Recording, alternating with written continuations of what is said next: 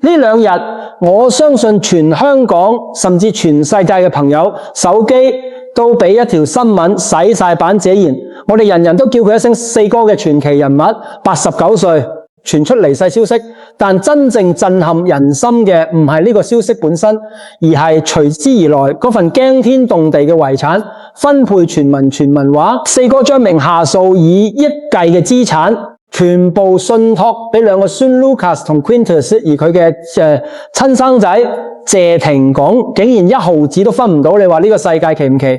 一個老侯唔留錢俾自己個仔，跨過個仔直接俾個孫，好多人第一個反應就會問四哥係咪偏心啊？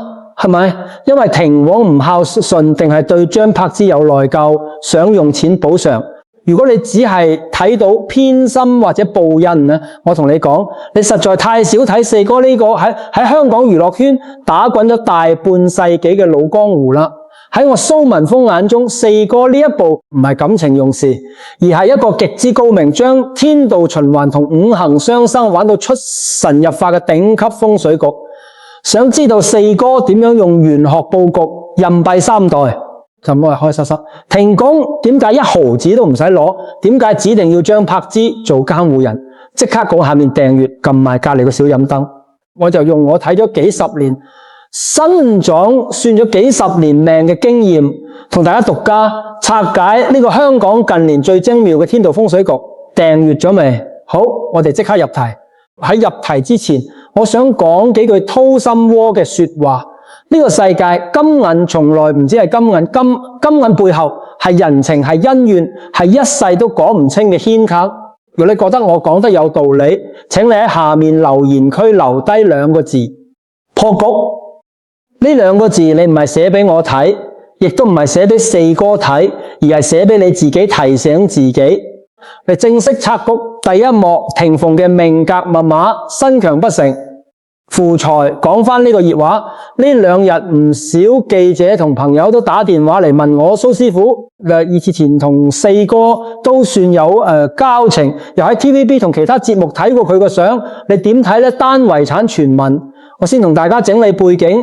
謝賢呢89歲，係香港演藝圈嘅活化石，黑白片年代紅到彩色年代，由千王之王嘅羅四海到殺出個黃昏嘅金像影帝，佢一生充滿傳奇色彩。但人始終的唔過生老病死。最近網上傳出四哥離世嘅消息，而最引人注意嘅唔係佢嘅傳奇一生，而係嗰份據聞已經簽好嘅遺產協議。傳聞話四哥名下嘅物業信託基金同現金加埋數以億計，但佢一份都唔留俾親生仔謝霆鋒，反而將全部資產注入一隻信託基金，受益人指定係 Lucas 同 Quintus。有人話唔係開心，四哥係因為覺得對張柏芝有內疚，所以用錢補償俾孫仔。亦有人話霆鋒自己大把錢，所以四哥唔使留俾佢。但係你哋諗下，豪門分財產真係咁簡單嘅咩？唔係開心。喺香港呢個寸金尺土嘅地方，一個大家長做嘅每一個決定背後都可能有玄學大師指點，又或者係佢自己嘅人生格局引導佢做出最有利後代嘅選擇。還有開心，我蘇文峰睇咗幾十年命，見過太多豪門因為爭遺產搞到兄弟反目對簿公堂，最後兩敗俱傷，甚至連後代嘅運勢都斷埋。但四哥呢一步如果傳聞屬實，我可要肯定咁同你講，呢個唔單止唔係偏心，反而係四哥喺人生最後關頭為謝家上下上嘅一道最像風水保險鎖。同埋我哋首先要拆解嘅就係霆鋒個命格。哇，又開心，好多人都覺得留遺產俾個仔天經地義，就算個仔再有錢，老頭俾嘅都係一份心意。如果你咁諗，你就唔明白玄學入面財運承載力呢個概念。蘇文峰以前喺節目入面就分析過霆總個面相同，八字霆總辛酉年庚子月出世，八字金生水旺，佢個面相非常有特色。第一，白手興家之相，佢16歲出道幫老閪還債，靠住自己一身傲骨喺娛樂圈打趴，呢個完全符合佢嘅命格。唔靠符印自己啷我。第二，眼神有殺氣，你睇霆王對眼極之強烈嘅殺氣同專注力，加上佢個鼻梁直而有力，鼻頭有肉，呢個喺商學上叫財星得用，代表佢中年財運極旺，自己揾錢嘅能力非常強。歌手拍電影到後來自己仲要搞特效公司，再進軍飲食業，聽自己嘅身家早已超過10億，甚至可能幾倍多過四哥呢種命格，喺命理學上叫乜嘢？身強。一個本身身強嘅人能夠源源不絕咁創造財富，如果佢喺晚年仲要繼承大量遺產，喺命理學上會出現兩個好嚴重嘅問題。第一叫財多身弱，每個人能夠承受嘅財富都有一個上限，亦即係你個容器有幾大。霆鋒本身嘅財富已經好滿，如果四哥再將自己嗰份財富強行塞落去，等於一個已經裝滿水嘅水杯再繼續倒水，水一定會溢出，甚至會沖爛個杯。呢個喺玄學上叫過猶不及，輕則影響霆閃事業上嘅突破，重則影響佢嘅健康運，叫特子福。如果霆總攞咗四哥筆遺產，呢筆財富就停留，係第二代霆總呢一代。但係如果霆總唔攞，呢筆財富就直接跳過佢。開心去到第三多賴 Lucas 同 Quintus 身上，呢個喺命理學上叫延個福報，將福氣延續落去，而唔係截停，係某一代霆王自己有能力揾錢養自己。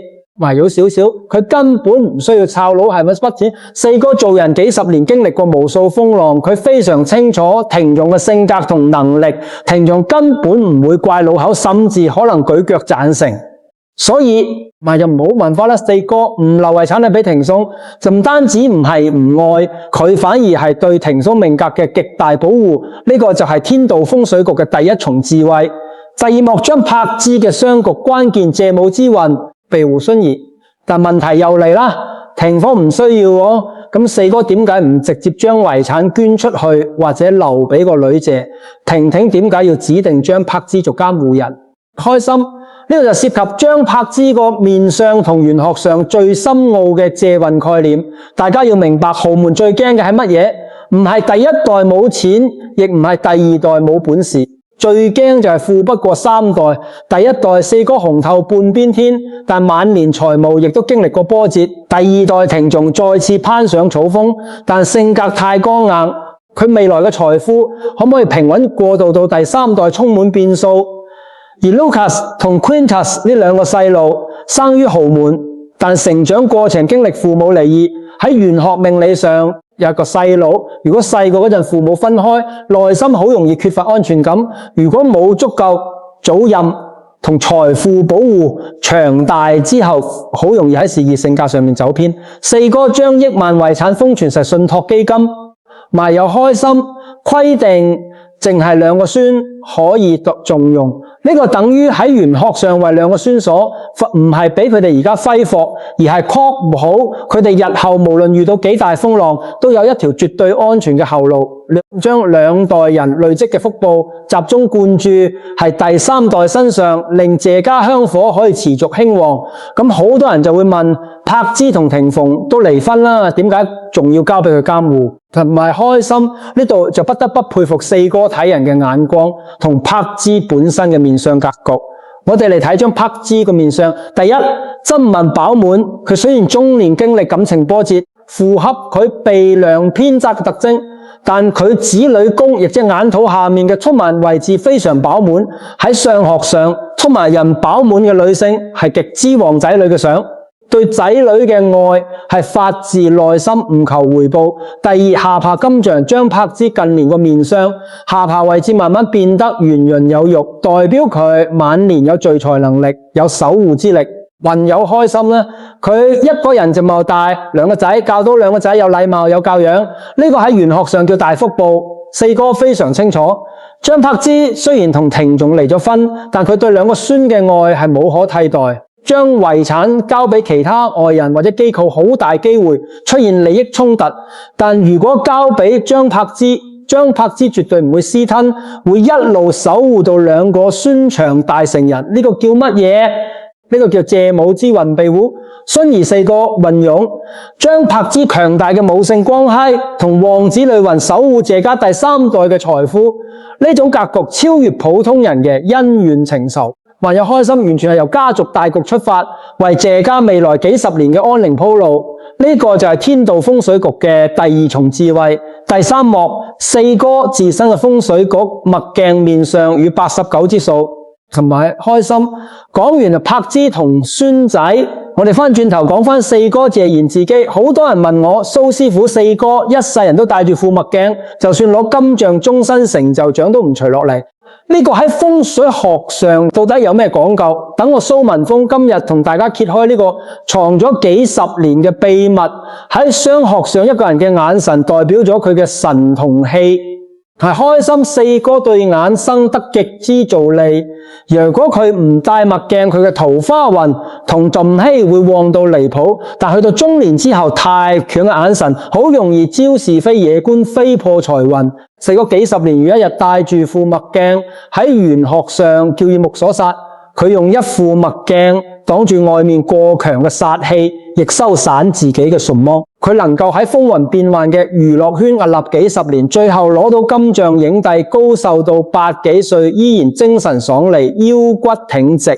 大家再睇翻四哥個面相，耳珠又大又厚，下巴圓潤，朋友開心。呢個係典型晚年有福之相。佢對娛樂圈有貢獻，對後輩有提攜，觀眾對佢有敬重，呢啲都係佢晚年福報嘅來源。講到呢度，我又想提一提台灣著名易學大師曾仕強教授一句名言。曾教授話：人生嘅風水最緊要睇晚年局。有啲人後生嗰陣搵好多錢，風光無限，晚年官非重失，骨肉相殘。呢一個喺玄學上叫有頭無尾嘅破敗風水局。而真正有智慧嘅人，唔係睇你後小生有幾威，賣個心，而係睇你臨尾幾年過成點，臨走嗰刻安唔安寧。四哥呢個晚年局完美到令人驚釘，佢後生玩過快活過，中年負起責任戰鬥大仔女，去到晚年睇淡名利唔爭唔搶，最後用一份最有智慧嘅遺產協議，照顧咗孫仔，保護咗仔女，平衡咗前妻，為自己傳奇一生畫上一個最圓滿嘅句號。呢個就係天道風水局嘅第三重智慧。但係呢個大局入面仲有一個極之關鍵嘅時間點，好多人忽略咗。點解係89歲，唔係88，唔係90，偏偏係89？係喺玄學上呢個數字大有文章。9位數之極代表極致用風，8為發代表循環再生，9加8等於17，1加7等於8，係一個循環之數。還有開心四個揀喺呢個歲數安排身後事，等於精準捕捉天道循環嘅契機。喺自己運勢由盛轉衰嘅臨界點，將呢個風水保險鎖正式扣實。呢種做法就好似一個門派嘅太師傅用自己最後一啖真氣，將功力傳俾第3代傳人，而唔係傳俾已經學成出師嘅大弟子。停講就係嗰個大弟子，佢已經自立門戶。雲有開心唔使再吸收師傅嘅真氣，但兩個孫係未來掌門種子，佢哋需要呢份厚重嘅祖氣開運。呢個就係天道風水局嘅第4重智慧第4幕。開心五行數字與信託谷個金木相生生嘅玄機。再深入啲講，四哥個遺產信託基金嘅谷個亦暗藏五行玄機。四哥謝賢生肖屬金，性格剛烈，重情義，呢個係金屬性特質。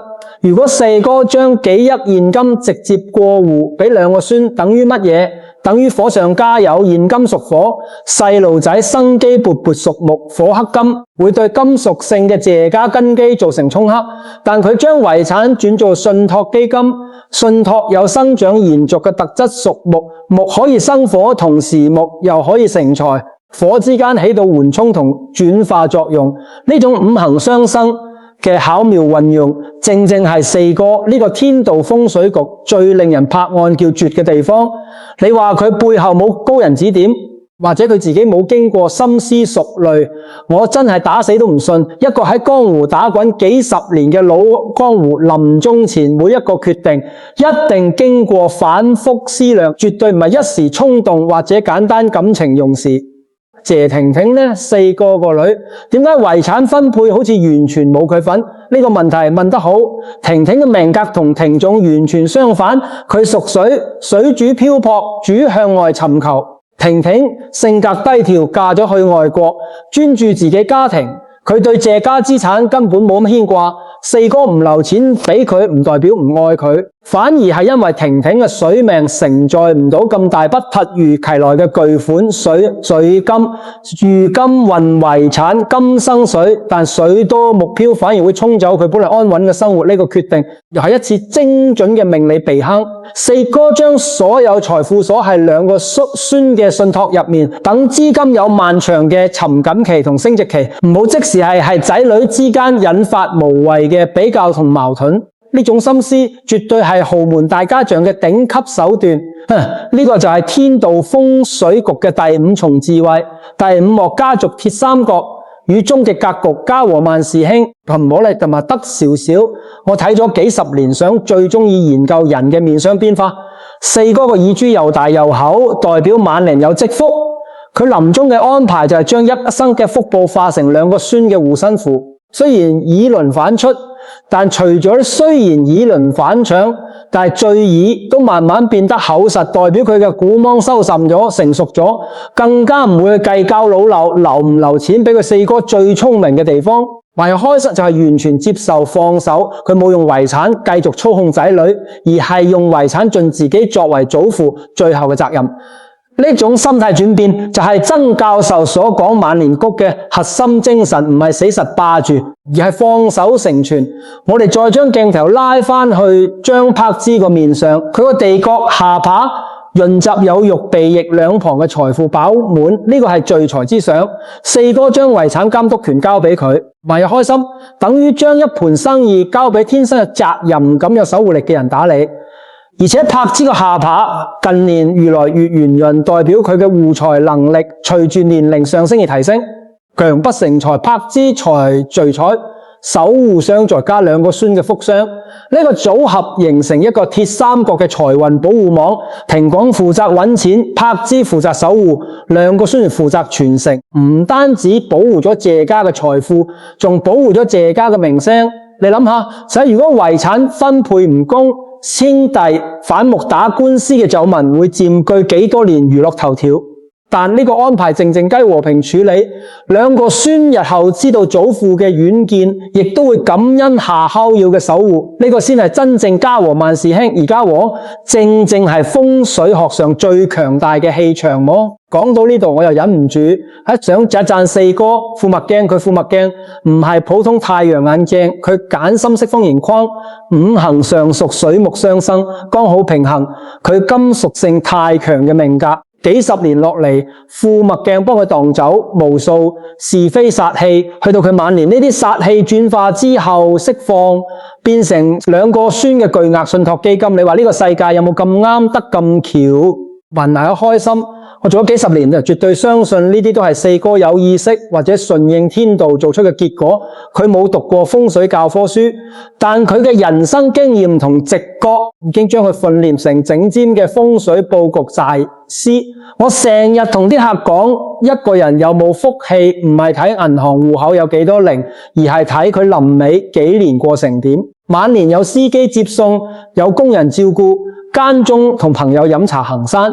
雖然話就話獨居，但從來唔缺乏關愛庭網抽時間陪佢食飯。柏芝雖然離咗婚，但從未阻止兩個孫同祖父見面，呢種和感就係最大嘅福氣。四哥呢個天道風水局表面講錢，實際講愛，佢用因法律文件將謝家嘅情感同財富跨過代際之間嘅冧溝，跨過婚姻帶來嘅傷害，呢份智慧超越風水命理層面，直頭係人生哲學最高境界，結尾收束。所以話各位朋友，萬日開心。當你哋再聽到謝賢遺產唔俾謝霆實呢個消息嘅時候，千祈唔好再以為四哥偏心或者有咩內幕。你要識睇門道，唔好淨係睇熱鬧。四哥呢一步係用佢89年嘅人生閱歷，對仔女同前妻嘅深刻了解，再加對天道循環、五行相生、品讀直覺精心鋪排嘅永續風水局。佢保住謝家嘅夫，唔會因為謝家嘅財富，因為第二個太強而覆蓋第三代嘅成長空間，任兩個孫就算父母離異都唔缺乏祖蔭，甚至保障張柏芝作為夏侯耀嘅尊嚴同角色。但係開心呢個局贏到嘅係謝家未來幾十年嘅安寧同興盛。我蘇文峰睇玄學咁多年，咁講一句，香港嘅遺產爭奪戰我見得太多，有啲家族為幾千萬兄弟反目，有啲家族明明幾十億身家，但因為分配不當，後代沉迷享樂，10幾年就敗清光，仲要孭一身債。四哥絕對見盡晒呢啲悲劇，所以先會咁果斷將所有遺產鎖入信託，仲要等到兩個孫成年先可以動用。我哋再講下兩個孫嘅面相潛力。還開心 Lucas 同 Quintus 面圓耳厚，鼻頭有肉，呢啲全部都係有福之相。四哥將遺產留俾佢哋，等於將謝家嘅龍氣同張家鳳氣融合埋一齊，一開始形成更強大嘅混合格局。咁日後兩個細路，一個有可能繼承績超耀嘅才華，一個繼承夏侯耀嘅堅穩，再加祖父係留低嘅福蔭啊，絕對有似喺香港商界或者演藝圈再創 K 王。四哥鋪呢條黃金起跑線唔係用嚟俾佢哋揮霍，而係確好佢哋追尋夢想嘅過程入面永遠有安全網，永遠唔使因為錢而放棄或者行差踏錯。總結四哥一生就係一部活生生嘅香港近代史，亦都係一本精彩絕倫嘅風水教科書。佢用自己一生示範咗乜嘢叫生得逢時，乜嘢叫知所進退，佢嘅遺產安排，我係開心。絕對可以列入香港澳門經典案例。我呢條影片唔係要鼓吹迷信，只係透過四哥嘅故事帶出一個好簡單但好多人睇唔透嘅道理。真正嘅智慧唔係點樣賺更多，而係點樣分配得更好。四哥打拼一世，最後選擇將一切放手交俾時間同下一代去驗證佢嘅選擇。呢種氣魄，呢種格局，正正係佢可以成為四哥嘅原因。埋又開心。最後我想邀請大家做多一個動作，如果你覺得呢條影片帶俾你啟發，請你喺下面留言啊，佢打2個字，智慧呢2個字唔係打俾我睇，埋開心亦唔係打俾四哥睇，而係打俾你自己，提醒自己，無論有幾多財富，最重要係識得分配，識得放手，識得為後代積福，同埋還有開心。請你將呢條片分享俾身邊對風水命理有興趣嘅朋友，或者分享俾身邊做父母嘅人，等佢哋明白一個大家長最大嘅智慧，唔係留幾多錢俾仔女，還冇先，而係留一個點樣嘅格局同遠見。好啦，今日嘅天道風水局就拆解到呢度，多謝你哋收睇，記得訂閱同分享。我係文峰說命理，我哋下次再見。